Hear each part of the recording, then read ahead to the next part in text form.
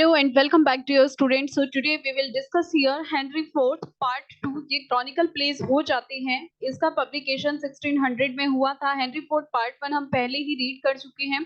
ठीक है, उससे पहले आता है रिचर्ड सेकंड. ओके, तो ये क्रॉनिकल प्ले है, इनको हम यहाँ पर डिस्कस करेंगे. हेनरी फोर्थ पार्ट 2 एक हिस्ट्री प्ले है जिसको विलियम शेक्सपियर ने 1596 और से 1599 के बीच में लिखा था. ये थर्ड पार्ट है टेट्रालॉजी. टेट्रालॉजी मींस इसके 4 पार्ट हैं प्रीसीडेड बाय. अब हम इसमें यहाँ डिस्कस करेंगे कि ये 4 प्ले जो हैं कौन से हैं जो विलियम शेक्सपियर ने क्रॉनिकल प्लेज लिखे थे. एज अ क्रॉनिकल प्ले ये लिखे थे. फर्स्ट आते हैं Richard second. Next Henry fourth part 1 जिसके बारे में हम डिस्कस कर चुके हैं. नेक्स्ट जो प्ले आता है वो है हेनरी फोर्थ पार्ट 2 और ये सक्सेडेड बाय हेनरी फिफ्थ, यानी कि इसके बाद हेनरी फिफ्थ आएगा. ठीक है, तो ये 4 पार्ट्स यानी कि ये टेट्रालॉजी हो जाती है जिसको शेक्सपियर ने क्रॉनिकल प्ले लिखा था एज अ क्रॉनिकल प्ले. तो इसे हम ध्यान रखेंगे. सबसे पहले रिचर्ड सेकंड, फिर Henry fourth part 1, Henry fourth part 2 and next है हेनरी फिफ्थ जिसमें जो किंग है जो प्रिंस है उनका सक्सेशन यहाँ दिखाया गया है और अदर कैरेक्टर्स भी हैं उनके बारे में भी डिस्कस होगा. The play is often seen an extension of aspects of Henry fourth part 1. इस प्ले में एक्सटेंशन दिखा है हेनरी फोर्थ पार्ट 1 का. सो इसको हम यहाँ पर अच्छे से रीड करेंगे और अपने नोट्स बना लेंगे. कैरेक्टर्स की बात करते हैं. जो मेन कैरेक्टर्स हैं सेम ही है जो king Henry fourth part first में थे. एक बार जो मेन कैरेक्टर्स हैं उनको यहाँ पर डिस्कस कर लेते हैं. King Henry fourth, Prince Hal, later King Henry fifth जो बाद में हेनरी फिफ्थ बन जाते हैं. प्रिंस जॉन ऑफ लैंकेस्टर यानी कि हेनरी के सन. ड्यूक ऑफ ग्लॉसेस्टर हेनरी के सन है ये भी. ड्यूक ऑफ क्लियरेंस ये भी हेनरी सन है. अब रेबल्स की बात करते हैं, मींस जो विद्रोही पार्टी है. Archbishop of York, Lord Bardolph, Lord Mowbray, Earl Marshal है जो Earl of Northumberland, Lady Northumberland जो उनकी वाइफ है. लेडी पर्सी जो कि हेनरी हॉटस्पुर, जो पर्सी थी ना उनकी वाइफ. जो हॉटस्पुर मेन कैरेक्टर था प्रीवियस, उसमें एंटागनिस्ट थे हॉटस्पर. हॉटस्पर की वाइफ है कौन? लेडी पर्सी, window wife.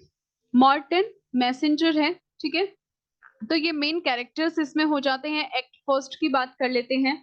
Henry fourth part 2 king Henry fourth की विक्ट्री को यहाँ फॉलो करता है. जो श्रूसबरी का युद्ध हुआ था उसमें किंग हेनरी फोर्थ पार्ट 1 में अर्ल ऑफ नॉर्थम्बरलैंड को गलती से ये पता चलता है कि जो हॉटस्पर है वो विजयी हुआ है, लेकिन ऐसा नहीं होता.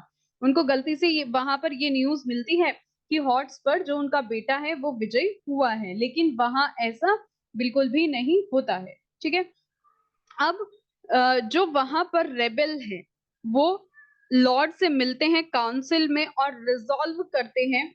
क्या रिजॉल्व करते हैं? कि जो राजा के दूसरे बेटे और हेल के भाई प्रिंस जॉन है उनके नेतृत्व में जो किंग की सेना है ना उसका विरोध करने का वहां संकल्प लेते हैं. और फिर ऐसा वो कर ही रहे होते हैं तभी उनके पास न्यूज पहुंच जाती है हॉटस्पर की डेथ की, कि हॉटस्पर की मौत हो चुकी है. अब हॉटस्पर की माँ और जो विडो है उसे प्रिंस जॉन की सेना का विरोध न करने के लिए वहां बोलती हैं, राजी करती हैं कि उनकी सेना का विरोध ना किया जाए. He hath eaten me out of house and home, उसने मुझे घर बार से निकाल दिया है या बिल्कुल पूरी तरह से खत्म कर दिया है. ये लाइन आती है Henry fourth part 2 act 2 scene 1 में. ठीक है, नेक्स्ट बात करते हैं एक्ट. सर जॉन फॉलस्टाफ वो लंदन वापस आ जाते हैं. ठीक है, जो अपनी वहां पर प्रशंसा का क्रेडिट लेने वाले हैं. मीन्स हॉटस्पर की जो डेथ हुई थी उसका श्रेय सर जॉन फॉलस्टॉफ अपनी प्रशंसा लेकर लंदन लौट आए. मीन्स उन्हें ये दिखाना था कि मैंने हॉटस्पर को मारा है. अब जो लॉर्ड चीफ जस्टिस हैं वो क्या करते हैं, जो उसके पिछले जितने भी क्राइम हैं उसको वहां क्रिटिसाइज करते हैं उन क्राइम के लिए. और लेकिन जो मेन जस्टिस हैं वे बाद में फॉलस्टाफ को शुभकामनाएं भी देते हैं क्योंकि उन्हें अभी प्रिंस जॉन के लिए एक वहां पर अभियान चलाया जा रहा है, उसमें उस अभियान में चलाने के लिए बुलाया जाता है. ठीक है, फिर आती है एक्ट 2. एक्ट 2 फिर वहां पर जो फॉलस्टाफ है उसको वहां से जाने से पहले जो बॉर हेड टेवर्न में जहां वो शराब खाना था, उसमें बहुत ज्यादा वो ड्रिंक करता था, तो वहां से जो कर्ज लिया गया वहां उसके लिए उसको अरेस्ट कर लिया जाता है, फालिस्टाफ को। अब वहां पर जो फालिस्टाफ और ऑफिसर्स होते हैं उनके बीच लड़ाई शुरू हो जाती है। लॉर्ड चीफ जस्टिस उस लड़ाई के बारे में, उस हिंसा के बारे में सुनते हैं और वो वापस वही टेवर्न में लौट आते हैं। ठीक है, अब वहां पर वो उसकी एग्जामिन करते हैं, जो वो फाइट हो रही थी उसकी जांच पड़ताल करते हैं। तो फालिस्टाफ जो है उसने टेवर्न का जो मालिक था और मिस्ट्रेस, जो टेवर्न का मालिक था और जो मिस्ट्रेस क्विकली थी, उसको शांति बनाने और वहां पर जो भी उसने मनी वगैरह उधार ली हुई थी उसके लिए उसने उनको राजी कर लिया है। मीन्स उसने उनको बहका लिया है कि जो उधार उधार है उसका हिसाब हो जाएगा। तो फिर इसके बाद वहां पर टेवर्न में जो फालिस्टाफ, नीम और बारडोल्फ हैं, वो फालिस्टाफ की जो लेडी फ्रेंड डॉल टियरशिट है, टू स्ट्रेंजर्स के साथ हाथ मिलाते हैं आके। और जो वो टू स्ट्रेंजर्स हैं वो कौन है, वहां पर अपना वेश चेंज करके कौन आए हैं, प्रिंस हेल और उनके फ्रेंड पॉइंट्स। ठीक है, हेनरी फोर्थ पार्ट 2 में भी वो अपना वेश चेंज करके आते हैं। फर्स्ट में भी आए थे जब फॉलस्टाफ ने उन ट्रेवलर्स को लूटा था, तो वहां भी वो आए थे और यहाँ पर भी वो आते हैं। ठीक है, स्ट्रेंजर्स का वेश बना के। अब फालिस्टाफ जो है, जो वो डॉल्ट और शिट है उसके साथ एंजॉय कर रहा होता है। ठीक है, और लेकिन वहां पर जैसे वो एंजॉय कर रहा होता है तो वहां पर उसके सामने एक पिस्टल आती है उसको चैलेंज करने के लिए कि उसे अब युद्ध के लिए जाना चाहिए था। जब फालिस्टाफ उस बात को अस्वीकार कर देता है कि नहीं मुझे नहीं जाना युद्ध में, तो और वो जो प्रिंस हेल है उनके बारे में भरा भला बुरा कहना शुरू कर देता है, तो हेल और जो वो उनके फ्रेंड पाइंस होते हैं वो वहां पर अपने आप को प्रकट कर देते हैं। ठीक है, और वहां पर एक आर्ग्यूमेंट शुरू हो जाता है। फिर वहां पर एक मैसेंजर आता है और फाल स्टाफ को ले जाने लगता है युद्ध के लिए। एक्ट थर्ड की बात कर लेते हैं। जैसे ही फाल स्टाफ अपनी जर्नी शुरू करता है वहां वह ग्लॉस्टरशायर से होकर गुजरता है, तो उसका जो ओल्ड फ्रेंड जस्टिस शेलो और मास्टर साइलेंस है वो उससे वहां मिलते हैं, जो और उसको उसके यूथफुल डेज की याद दिलाते हैं। ठीक है, अब जो फालिस्टाफ शेलो के सबसे जो वीक सैनिक उसने रखे थे सेवा देने के लिए, मींस खरीद कर लाया था वो ब्राइब वगैरह लेके। ठीक है, तो उनसे वो वहां पर अपना सेवा भाव करवाता है। ठीक है, यानी कि उनसे अपनी आतिथ्य करवाता है, बहुत ज्यादा उनसे अपना सेवा भाव करवाता है। एक्ट फोर्थ की बात करते हैं। जैसे ही रेबेल वहां लड़ने के लिए इकट्ठा होते हैं, यानी कि जो विद्रोही लोग हैं वो इकट्ठा होते हैं, तो प्रिंस जॉन जो है वो वहां पर शांति की कामना करते हैं और जो उनके डिमांड्स वगैरह होती हैं उनको एग्री कर लेते हैं कि जिससे कि शांति कायम हो जाए। अब प्रिंस जॉन द्वारा जो वो आरोपी हैं जिन्होंने क्या किया है, देशद्रोह किया है, ठीक है, यानी कि जो रेबेल हैं, तो जो ये प्रिंस जॉन है उनके द्वारा रेबेल जो नेता होते हैं उनको अरेस्ट करने का वो ऑर्डर दे देते हैं। और जो रेबेल की वहां पर सेना होती है वो तीतर बीतर वहां से हट जाती है। और लड़ाई में देर से पहुंचने के कारण, जो बैटल चल रहा होता है उसमें देर से पहुंचने के कारण फाल स्टाफ वहां पर अपने आप को दिखाने के लिए कि हाँ मैं भी काम कर रहा हूँ, जो लास्ट प्रिजनर होता है ना, आखिरी कैदी, उसको पकड़ लेता है। क्योंकि जो प्रिंस है वो अपनी सेना को लंदन वापस जाने का आदेश दे चुके होते हैं, क्योंकि जो किंग हेनरी हैं वो बहुत ज्यादा बीमार हैं। Uneasy lies the head that wears the crown. ठीक है, जो ये क्राउन पहनता है उसका सर असहज होता है, मीन्स उसके साथ जिम्मेदारियों का बहुत ज्यादा भार होता है। ये लाइंस एक्ट 3 सीन 1 में बोली गई हैं, प्रीवियस ईयर्स में पूछी गई लाइंस हैं, ध्यान रखेंगे। एक्ट फिफ्थ की बात करते हैं। एक्ट फिफ्थ नहीं, इससे पहले जो राजा है, king is the middle of giving advice to hello.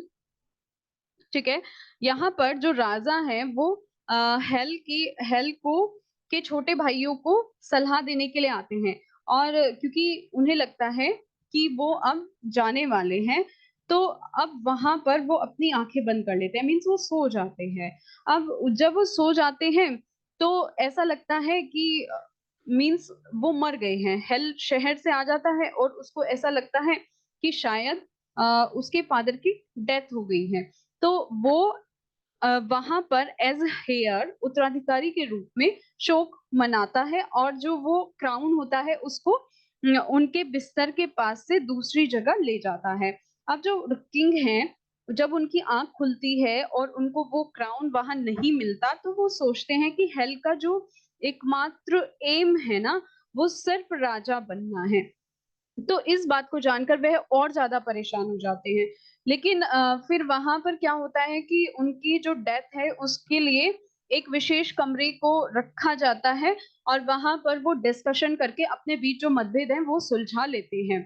Presume not that I am the living the thing I was, यह मत मानो कि मैं जो पहले था वो अभी भी हूँ। ये लाइंस वहां आती हैं एक्ट 5 सीन 5 में।